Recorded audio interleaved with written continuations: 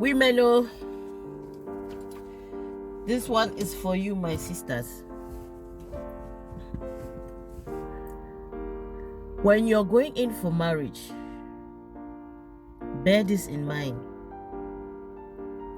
Please, never expect too much. Never, I repeat, never expect too much. The way you came to know your husband or your wife, or let me say your spouse, the condition you met him in, maybe you came to know him when he was rich. Don't think he might be rich forever. Some can be rich forever. Some along the line, many things can happen. Some, you meet them when they are poor or when they were poor. They will never be poor forever. Things can change at any time, like I always say. Please, if you are going in, never you expect, your expectation should be limited somehow to an extent. Why do I say so? Some women, I'll also put blame to some men. While you are still outside, they will do everything just to have you. There are some men that they will even sacrifice part of their own lives for you, for your sake. They will prefer not to eat. They will prefer not to pay their rent. They will rather prefer not to pay their bills. They will go through a lot of sacrifices just to please you. Now, for example, those in Europe, the men in Europe who always run or rush back to Africa to look for the girls down there. Be careful. You back home, the girls back home, be very, very careful. Don't think that they are here, there is a tree that they pluck money. Not all bush fallers are rich. I bet you. The only advantage they have is that they will never lack the one to put food on their table. And they will never lack shelter over their head. And they will never lack the one to take care of their small family. They will always have something to do. Their source of income is somehow steady. When they come here, when they are here, I mean most of those men who go back home to look for wives, ladies, listen. They can take the whole year. You don't know the sacrifices they make for you people for your sake. They will work for the whole year. They will save some small income, for example, that they will use to travel back home, let me say in December. That is their saving, or that might be their saving for the whole of that year. When they come back down there, they will buy so many nice stuffs for you. They will give you money, give you whatsoever, take care of you, and so when they come down there, you think they have a lot of money. Be careful. Not all will be realistic. They know what they want. Most at times, they come down there to relieve that stress. Because here, in the foreign land, there are a lot of stress. A lot. I cannot just start naming them now, but those that are in, they already know.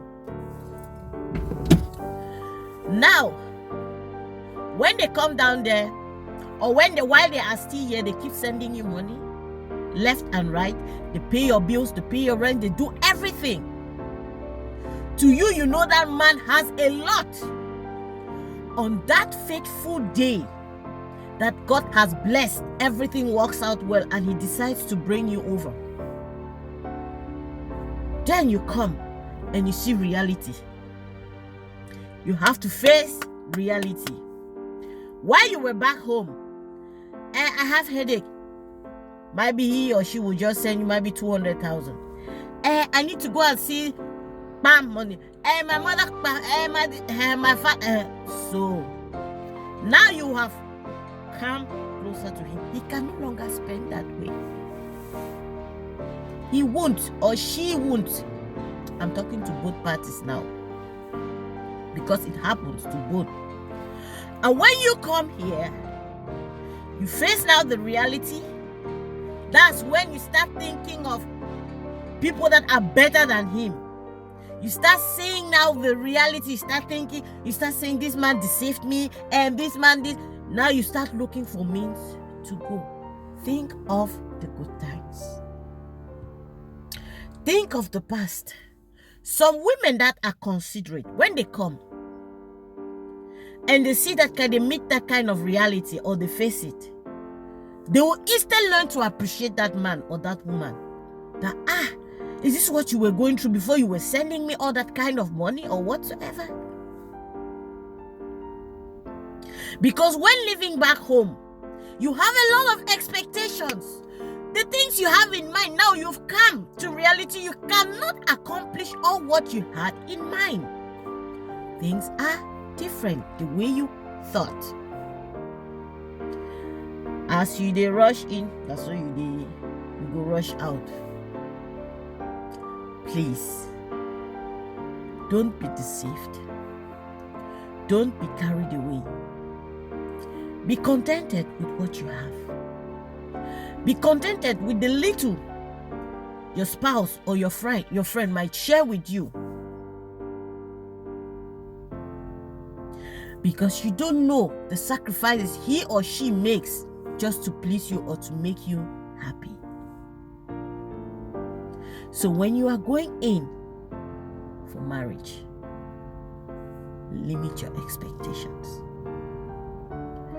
I always say marriage is not the bed of roses, but it's full with ups and downs. Don't think that maybe as you were still boyfriend and girlfriends, you were spending a lot. Every little thing, money, money, money, money, money. You don't know what he went through or what she went through to make things the way they were to you, just to please you. Now you have become his wife, or you have become her husband. You have to share those stress together. You have to face those hard times together. It's not that he deceived you. He never deceived you. Instead, appreciate him or appreciate her. Because it's not easy. Some of them, most especially the men, they go through a lot just to please you. Just to make sure you lack nothing. They would rather prefer to even send you money to pay your bills, equip your house, do everything. Where they are, they have not even paid their own bills at home or their own rent. That is just the reality of things. Please, most especially those back home, be very careful. So before you go in, always think and have this in mind. And one day you will come and thank me. I remain your friend, your sister, your girl, Morton Mercy, and I'll always be there.